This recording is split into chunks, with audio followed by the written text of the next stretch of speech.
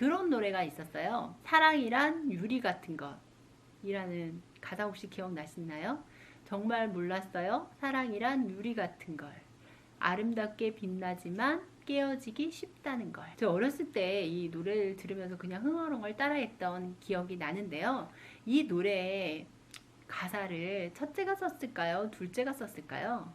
아, 갑자기 뜬금없이 무슨 질문이냐고요? 생각해 보세요. 첫째일까요? 둘째일까요? 제가 생각할 때 이 가사는 분명히 첫째가 쓴 가사입니다. 첫째에게 사랑은 아마 유리 같은 것이었을 거예요. 자기가 태어나서 온전히 받았던 사랑이 어느 순간 동생이라는 존재가 태어나면서 싹 사라져버려요. 자기가 뭘 잘못한 것도 없고 자기는 하나도 달라진 게 없는데 뭔가 관심이 싹 사라지면서 아, 사랑이라는 게 믿을 게 못 되는구나. 불안하구나. 초조하구나. 낯선 사람이 뭔가 분위기가 묘해지면 나한테서 사랑을 걷어가려고 하는 게 아닐까? 라는 묘한 두려움에 처하게 되는 상황. 그 상황을 아마 유리 같은 것이라고 느꼈을 첫째가 이런 가사를 쓰지 않을까 싶은데요. 오늘은 첫째와 둘째 어떤 행동 차이가 있는지 나눠볼까 해요. 우리 집 첫째만 그런 게 아니었구나. 우리 집 둘째만 이런 행동을 하는 게 아니었구나 라는 거를 느낄 수 있으실 텐데요. 왜 아이가 문제라고 생각했을까라는 책을 참고로 해서 첫째와 둘째의 차이에 대해서 나눠볼까 합니다. 엄마가 공부를 하라고 했습니다. 숙제를 하라고 했어요. 그래서 아이가 숙제를 하고 있어요. 도통 숙제가 끝날 생각을 안 합니다.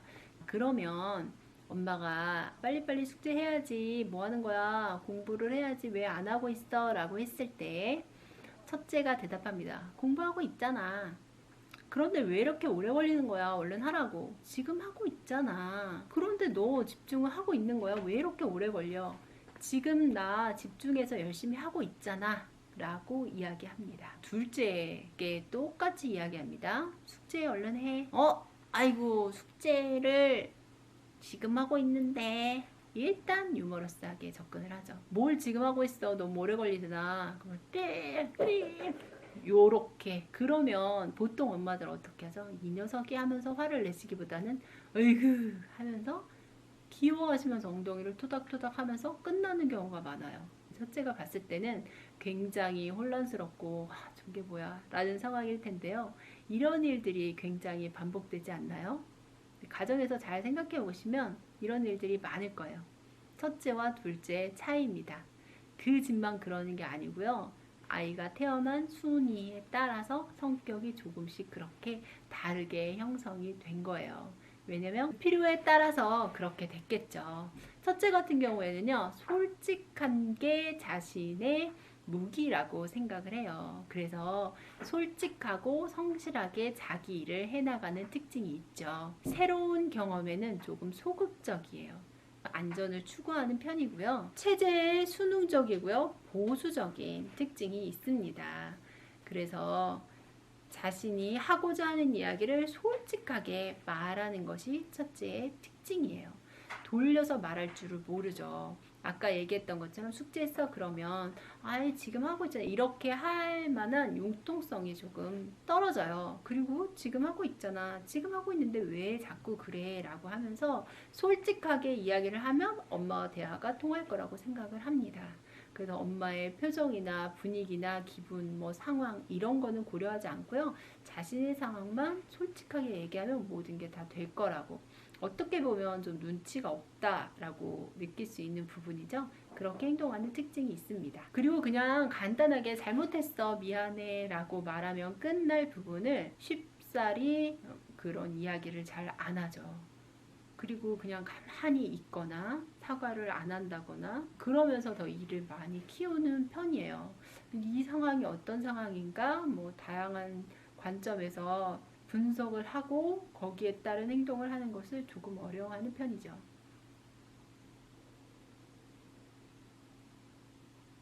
그러면 둘째는 또 어떤 특징이 있을까요? 반항적이고요. 모험을 즐깁니다. 창조적이고요. 굉장히 창조적이고요. 거짓말을 좀 하는 편이죠. 거짓말을 어떻게 하는 편이냐면 그 상황을 모면하기 위해서 거짓말도 능숙하게 하는 편이에요. 엄마가 화난 것 같으면 살짝 말을 돌려가지고 아니 뭐 그렇게 했는데 라고 하면은 엄마가 이제 거짓말인 거를 알아채고 전혀 거짓말을 하지 않는 첫째와 비교가 되면서 너는 어떻게 하려고 그러니 뭐 사기꾼이야 뭐야 이러면서 이제 그런 얘기를 할 정도로 거짓말로 상황을 모면하는 것에 굉장히 능숙합니다. 사랑을 뺏기 위해서 거짓말이라든지 말을 돌리는 거라든지 이런 것을 쉽사리 하는 스타일이고요. 귀여움을 받기 위해서 애교를 부린다든지 상황을 모면하기 위해서 그런 행동들을 굉장히 자연스럽게 하는 편이죠.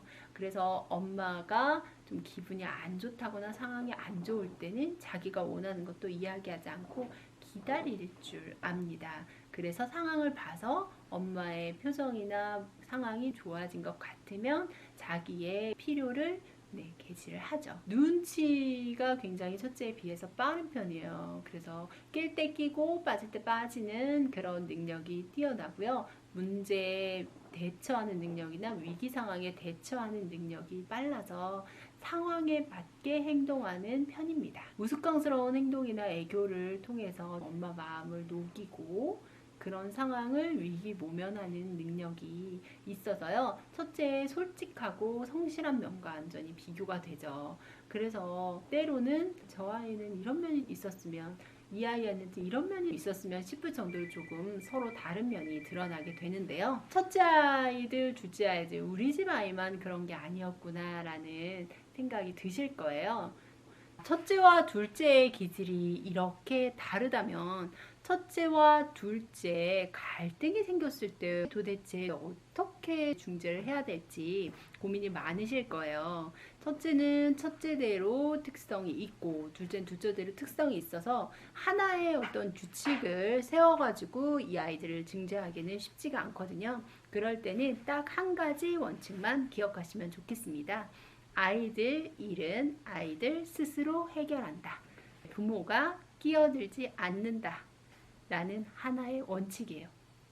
제가 예전에 저희 조카들이 아주 어렸을 때 남매가 싸우더라고요. 그래서 제가 이제 교사 마인드로 앉아봐 얘들아 무슨 일이야? 무슨 일인지 한번 이야기를 해봐 라고 얘기했더니 애들이 이제 말을 시작하는 거예요. 그런데 문제는요 그 하나의 사건으로 끝나는 게 아니었어요. 굉장히 감정의 골이 깊더라고요. 그래서 이 하나의 사건에서 계속 과거로 되짚어 가는 거예요. 그래서 예전에는 누나가 이랬던 게 내가 기분이 나빴고 그러면 그때 그 누나가 그 사건에 대해서 또 이야기를 하고 굉장히 감정의 골이 깊다는 걸 제가 느끼고 나서 아 이제 그만하자. 이 자세한 이야기는 엄마한테 하는 게 좋겠어. 나는 중재가 어려울 것 같아 하고 그 자리를 물러났던 기억이 있거든요. 되게 자녀분들도 못지 않을 거예요. 그 감정의 골이라는 것이 굉장히 깊고 여러 사건으로 인해서 몇 년에 걸쳐서 쌓여있을 성향이 있죠. 그리고 거기에 아이들만의 문제뿐만 아니라 부모가 조금 더 편애하는 아이가 있다거나 조금 더 비교를 하신다거나 이런 견해가 들어가기 시작하면 쉽사리 갈등을 중재하길 문제가 되지가 않습니다. 그래서 갈등이 생겼을 때는요. 아이들을 첫째다, 둘째다 라는 개념을 덮어두시고 아이 대 아이, 사람 대 사람의 갈등으로 대해주시는 게 좋습니다. 그래서 아이가 갈등이 있을 때 엄마는 빠져주시는 게 좋아요. 역할을 하시기보다는 그래 너희 둘 사이에 어떤 트러블이 있구나 해결해 보렴 둘이 대화를 통해서 풀어보렴 하고 이야기를 해주시는 게 좋죠. 거기에 대고 네가 첫째니까 누나가 좀 참아야지 어디 누나한테 대들어 이렇게 서열을 강요하거나 아우 지난번에 그러더니 또 그러네라고 비교를 하거나 이런 것들이 들어가기 시작하면요 아이들의 감정이 더 부모가 끼어들므로써 더 복잡해질 수 있거든요. 그렇기 때문에 그럴 때는 부모가 뒤로 물러나셔서 절대 아이들의 갈등에 끼어들지 않는다라는 걸 원칙으로 해주세요. 둘이 대화가 필요한 것 같으니까 둘이 저 방에 들어가서 충분히 대화를 하고 나와. 그래서 갈등을 해결하고 나와 라고 하시는 게 맞습니다. 그러면 아이들이 서로 대화를 통해서 나와 다른 사람과 갈등을 중재하는 방법을 배우게 될 거예요. 물론 부부가 계속 싸우는 지점이 똑같은 것처럼 이 아이들도 서로 다른 성향 때문에 대화가 결국은 안 끝나고 도루묵으로 부딪히는 부분이 계속 같을 수는 있어요. 그렇지만 사회에 나가보면 그런 경우 허다하잖아요. 부딪히는 부분에서 또 부딪히고 또 부딪히고. 어른인 우리도 그 부분이 해결이 안 되는데 어떻게 아이들이 한 번에 그 문제를 해결할 수 있겠어요?